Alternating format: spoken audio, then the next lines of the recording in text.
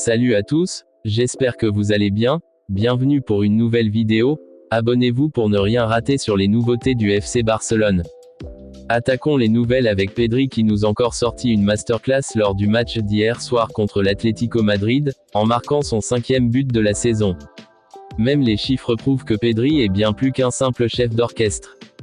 Le milieu de terrain des Canaries contrôle non seulement le rythme de l'équipe, mais excelle également dans les tâches défensives.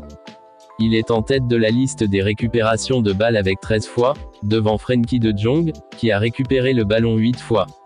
Il a marqué le premier but de l'équipe après une superbe passe de Koundé, menant l'équipe vers un retour au score. Il est le joueur qui a remporté le plus de défis défensifs, 5 fois, devant de Jong et Cubarsí, 2 chacun. Il est celui qui a effectué le plus de centres, 5 fois, à égalité avec Rafinha, et devant Lamine Yamal, 4 centres, connu pour ses dribbles depuis les ailes. Il a aussi porté son total de buts à 5 buts cette saison, se retrouvant à seulement 2 buts de son meilleur bilan de la saison 2022 à 23, lorsqu'il avait marqué 7 buts. Le match s'est terminé sur un score spectaculaire de 4-4, laissant le suspense entier pour le match retour. Les buts barcelonais ont été inscrits par Pedri, Pau Cubarsí, Íñigo Martínez, et Robert Lewandowski. Du côté de l'Atlético, Julián Álvarez a marqué dès les premières minutes, suivi de contributions de Griezmann, Marcos Llorente et Alexander Sørloth en fin de match. Ce dernier a d'ailleurs exprimé sa confiance en l'équipe madrilène pour le match retour.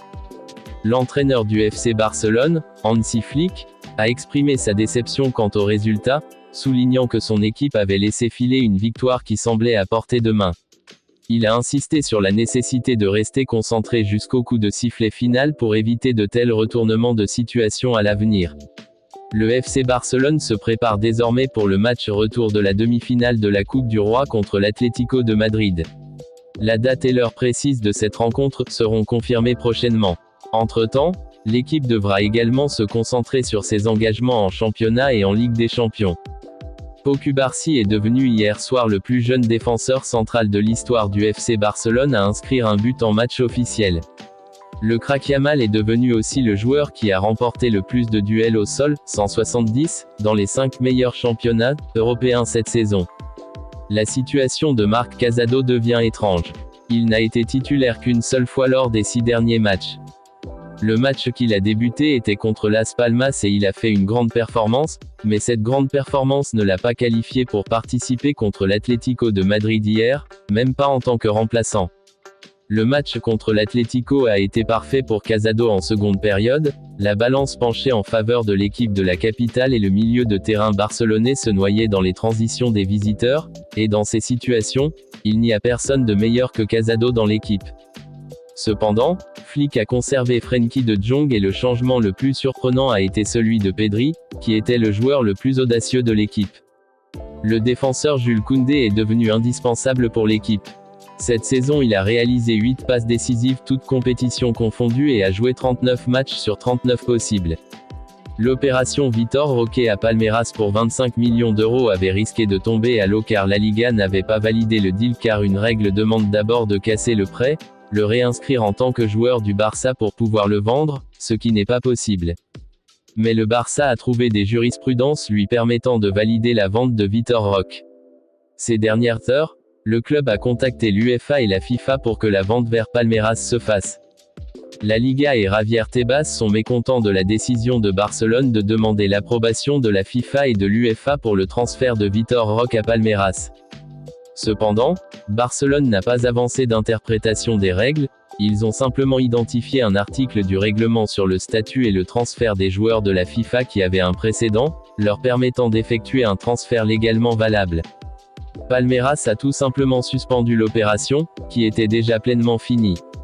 Le Betis avait donné son feu vert, Barcelone voulait vendre et Palmeiras offrait 25 millions d'euros pour 80%.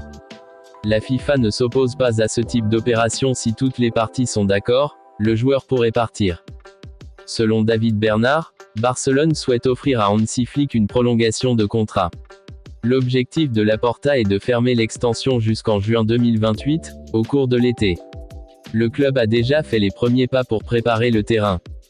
Le club estime que Flick a montré dès sa première saison qu'il était l'entraîneur idéal pour le projet.